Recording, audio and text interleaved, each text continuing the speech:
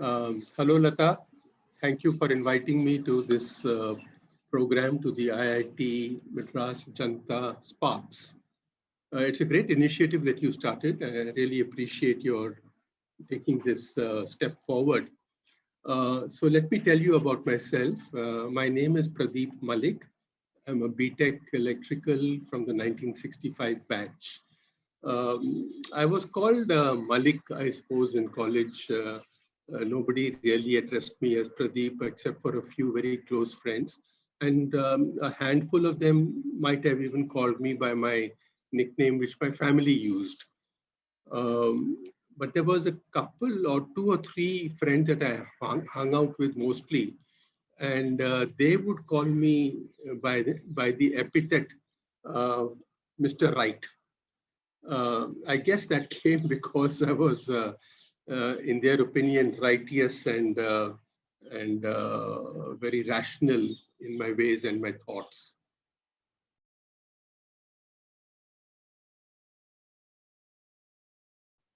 The journey at IIT Madras, if I try to describe to you, it was a whir. You know, it was moving from activity to activity. It was very hectic. Apart from the hectic academic schedule, I actively participated in all sports. I represented the institute in inter-IIT hockey. I joined the NCC. I was very active in the NCC. I took part in literature programs, in poetry reading, etc., etc. And continued. I also continued my German studies, which I had started with Max Muller Bhavan prior to joining IIT. So whilst in IIT, I would cycle, I think all the way sometimes, or even up to a station and then take a train. But mostly, I think I cycled all the way to Mount Road, Max Muller Bhavan. But my parents lived in Chennai at that time. So, and the uh, as if these things were not enough on their own, I even took up horse riding in the riding club. I started learning how to row in the boat club, and I was really involved in a lot of things. Now, if you ask me what were my experiences in those first few years, first was a rather rude shock.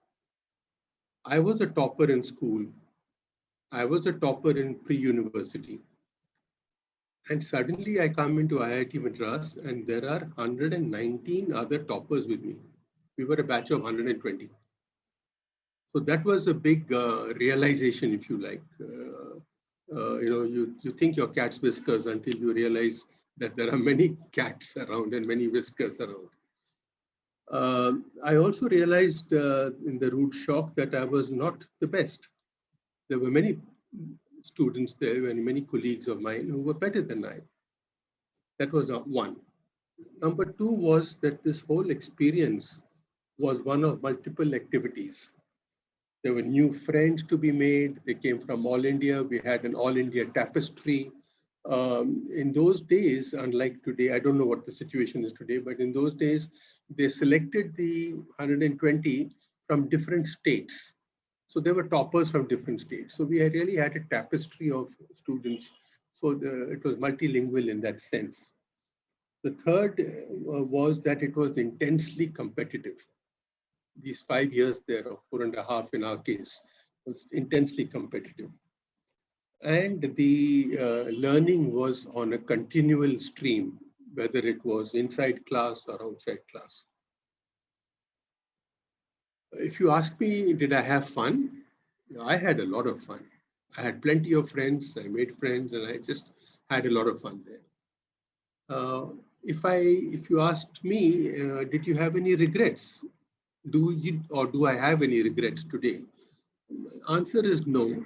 I would live it again as I did, except maybe I would tweak a little bit on the time allocation of how I spent my day.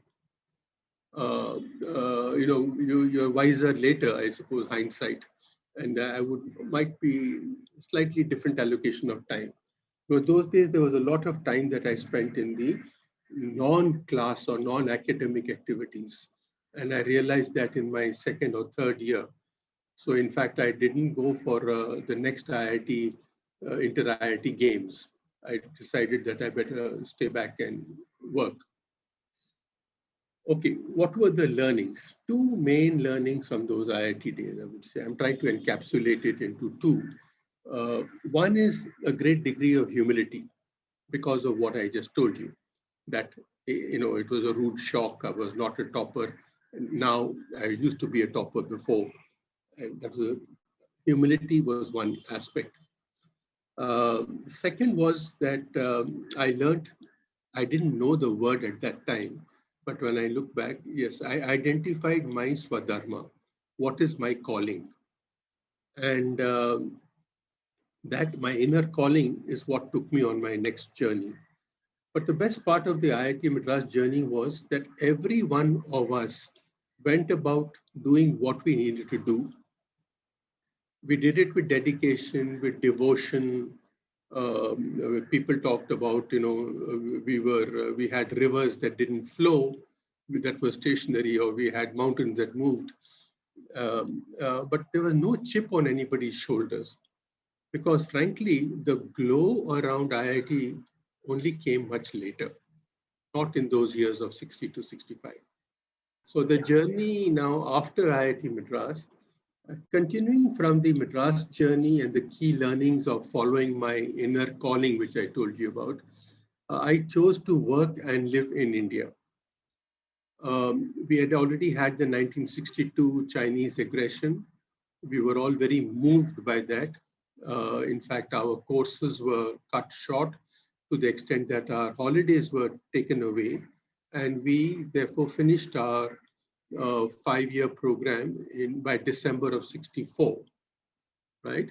And so that Chinese war left impact on me. It impacted me somehow. And I chose to work in India, and I saw a lot of my colleagues going away to America, but I said no.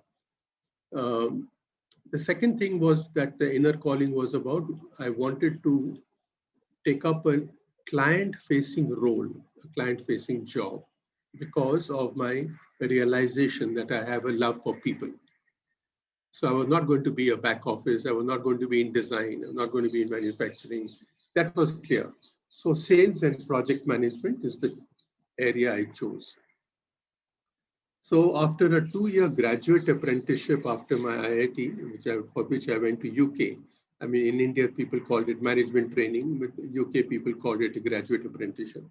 I returned to India, and over the 36 years thereafter, my professional career in the electrical engineering field was in power distribution, in power transmission, and power distribution, power transmission, and power generation. I worked in the Indian markets, in the what's called the WANA markets, that is West Asia and North Africa. And I really enjoyed, it gave me a lot of satisfaction, a lot of joy in what I did. I was honored by the President of Finland for promoting Indo-Finnish business ties during my 15 years of work with the company called Wärtsilä, from where I retired. I was also actively involved with the industry associations. I was the chairman of CII Western Region. I was the president of Bombay Chamber, and enjoyed those roles. I came to be known as a people person. That's how, when I retired, I mentioned I took an A4 sheet to write down what am I going to do. So the people person stood out, and I therefore chose the path of being an executive coach. So my journey post-retirement from a full-time job has been as an executive coach and as an independent director on various boards of companies. Even as I shed my board responsibilities today or this year, I continue to mentor young people. Because as I said, I like people, I have a love for people, I wish for their betterment, and if they can be a better version of themselves, and if I can play a role in helping that journey, that's what I love. The key learnings over these years of my professional career, I've tried to summarize them into 9 or 10 bullets. Some learnings from IIT Madras continued, right? One would be humility, for example. More were added. So number one, humility, that I am not bigger than the institution I serve. I work for many companies, I think five companies, and I realized and I saw people around me, wherever they were bigger than the institution they served, they were cut down to size. I have a fiduciary responsibility always in whichever firm I work. I may not be a director, whatever role I play, I have a fiduciary responsibility. And this entails conscientiousness in what I do. It is following my true north. It is a moral compass that guides me. The third bullet is my role is attached to a higher purpose and to serve and to benefit others. So when I'm working, if I work with P&G or if I work with Henkel or if I work with anyone, I'm serving the client. I'm serving the stakeholder. I'm serving my company. It's not me. It's not I, me, myself. Everybody around me is as smart or smarter than I am. That is a realization I took from my IIT days, but it revisited me during my working career, and a reminder, humility, and there are people who are smarter than me. Number 5 is I do not have all the answers, right? Indeed, I realized that solutions to complex strategies often lay on the shop floor of the company. And the shop floor is a metaphor, it could be. It lay in the people, in the team around you. The key to good leadership is listening. And listening is not just with the 2 years we have, but holistic listening, complete attention, body, eyes, mind. A successful organization is led by high performance teams. Focused, united in their mission, following their true purpose. The purpose of an organization and purpose for self are very important. We need to ask ourselves, what is my purpose? What is my raison d'etre? Why am I here? What am I doing? I have seen that power corrupts. I mentioned to you that I saw around me people who tried to be bigger than their institution that they served. Power corrupts, absolute power corrupts, and destroys people down the stairwell to destruction. Lastly, arrogance born out of ego and stoked by greed has destroyed organizations and people who led them. And we have many examples. We won't go into that. We read it all the time in the newspapers of why companies have failed, why companies and the leaders are behind bars. That's because of arrogance, ego, greed.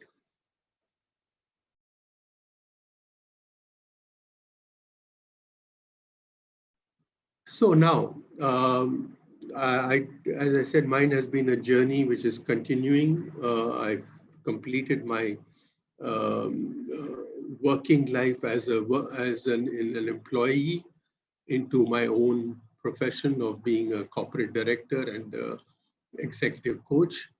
So you can call it my hobbies, my passion, but these are always attempts that we make to rediscover ourselves as we go on. And that's the important thing I'm learning, that it is never too late to learn. We continually learn, no matter what one. Age is only a number.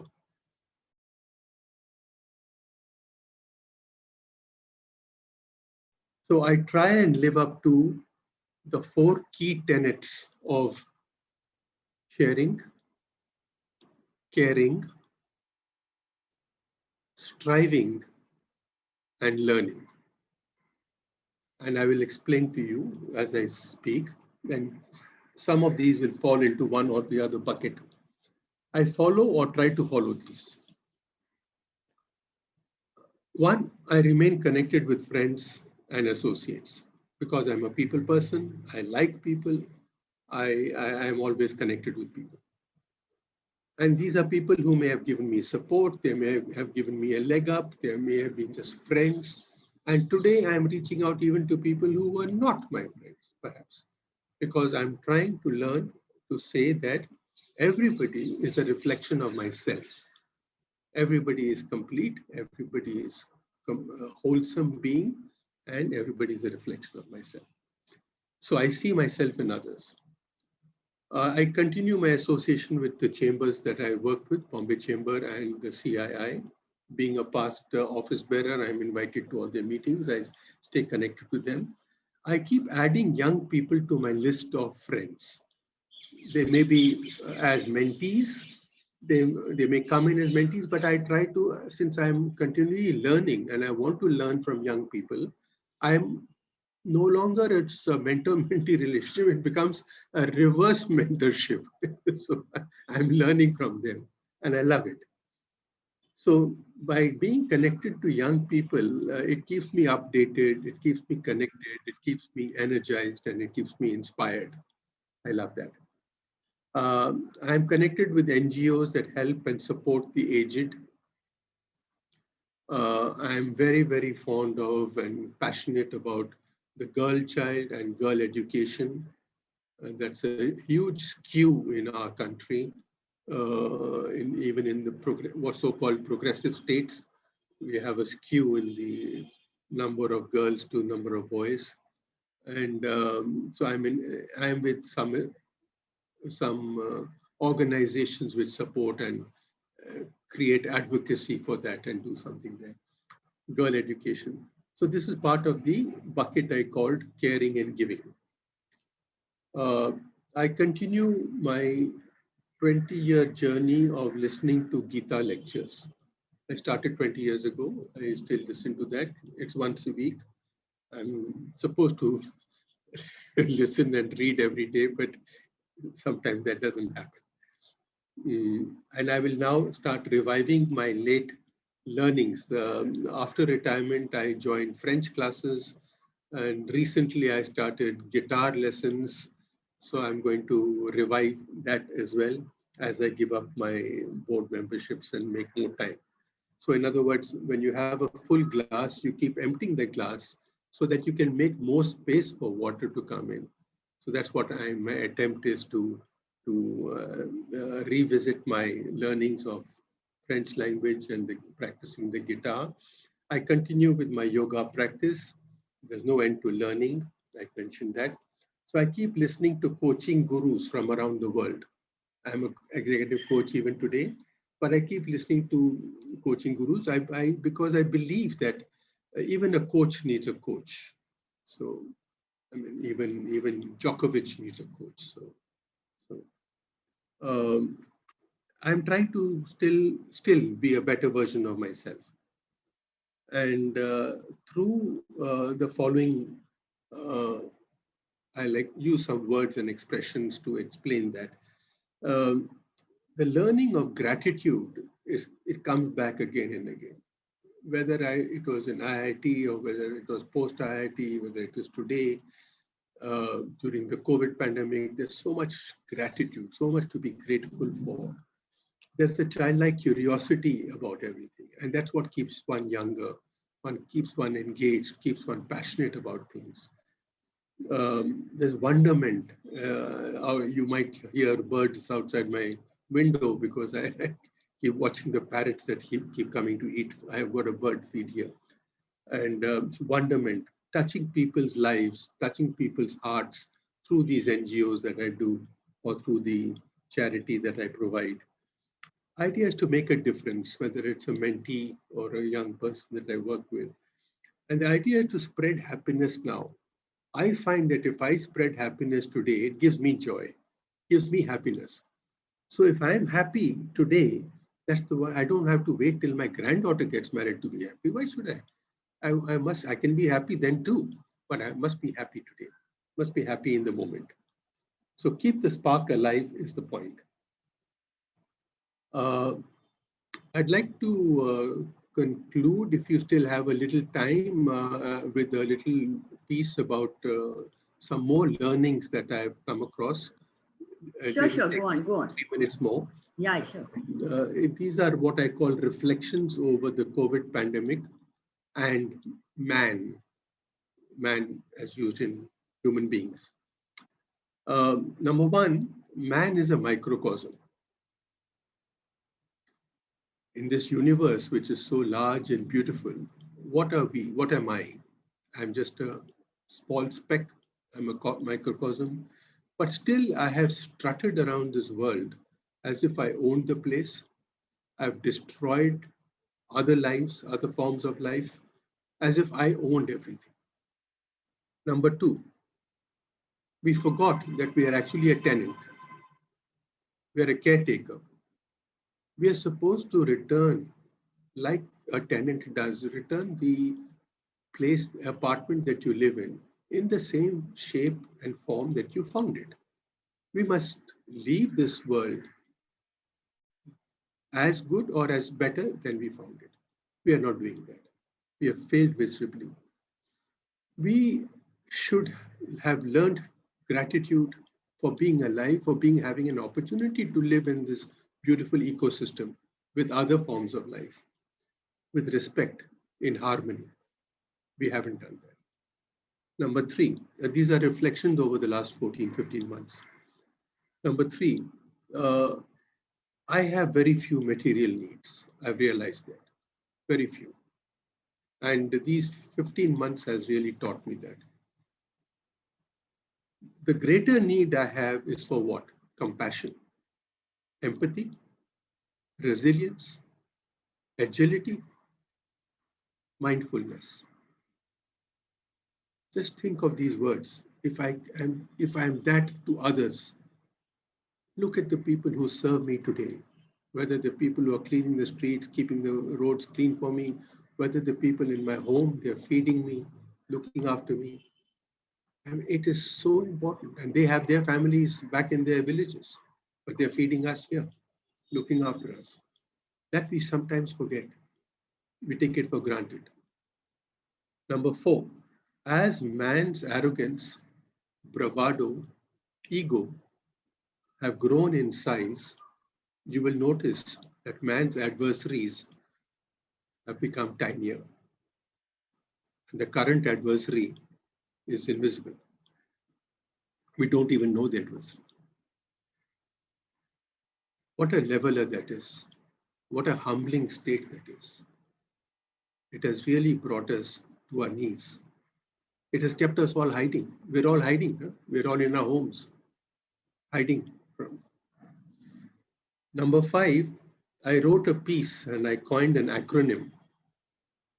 The acronym is PRAKRAM.